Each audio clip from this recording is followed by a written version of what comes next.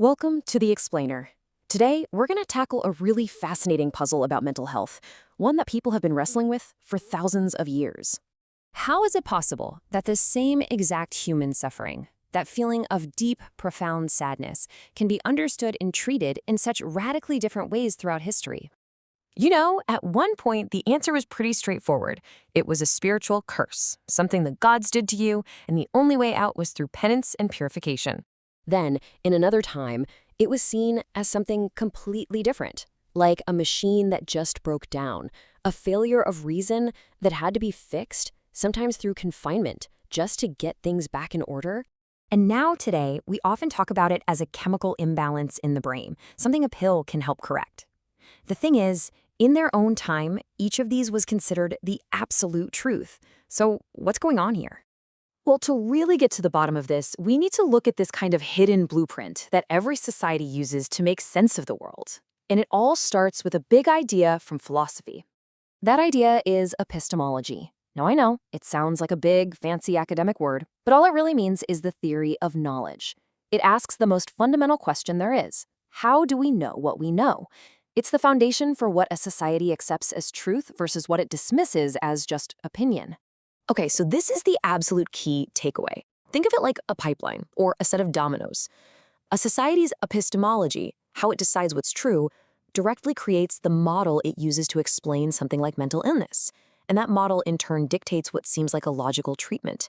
One step directly leads to the next. All right, so let's put this pipeline into action. We're going to head back to ancient Greece, where things get really interesting, because you had two completely different pipelines for the exact same problem, existing at the very same time. Now, this is fascinating. You've got two parallel realities here. On one side, you have the experts, guys like Hippocrates, who are using an empirical epistemology, kind of like we do today.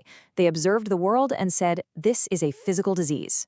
But, and this is so important, the average Greek or Roman person, they weren't reading Hippocrates. Their epistemology came from mythology.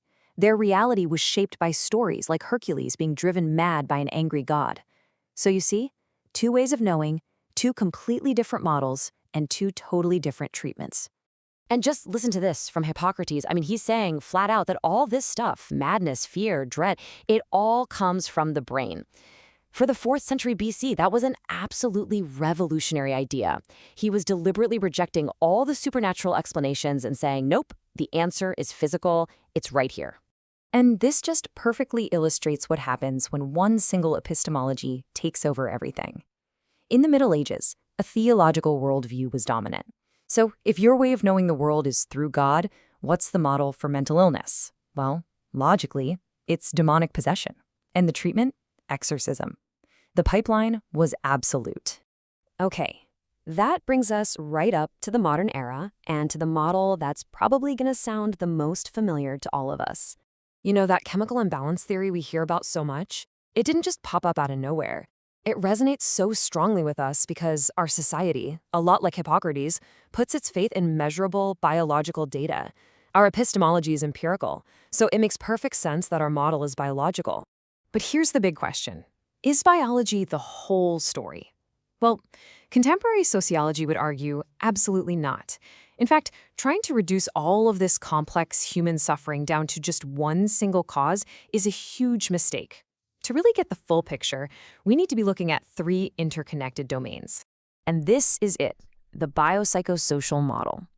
This represents a major shift in how we think. It argues that to truly understand mental illness, you have to synthesize all 3 of these areas. The biological, like our genetics, the psychological, like our personal history and traumas, and the social and cultural factors, like poverty or the values of the world we live in. The point is, you can't understand one without the others. So why does all this ancient history matter for you, right here, right now?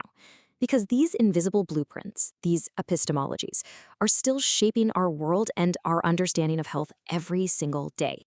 For example, think about how a core American value like rugged individualism might influence our modern model. Does it push us to see depression as a kind of personal failing? Does it promote the idea of just pulling yourself up by your bootstraps as the solution?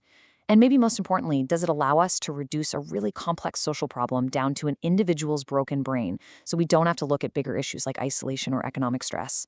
So here's what I want you to take away. If every single era in history was completely convinced that its model was the final capital C truth, what do you think future historians are going to say about ours? This framework, epistemology, model, and treatment, is a powerful tool.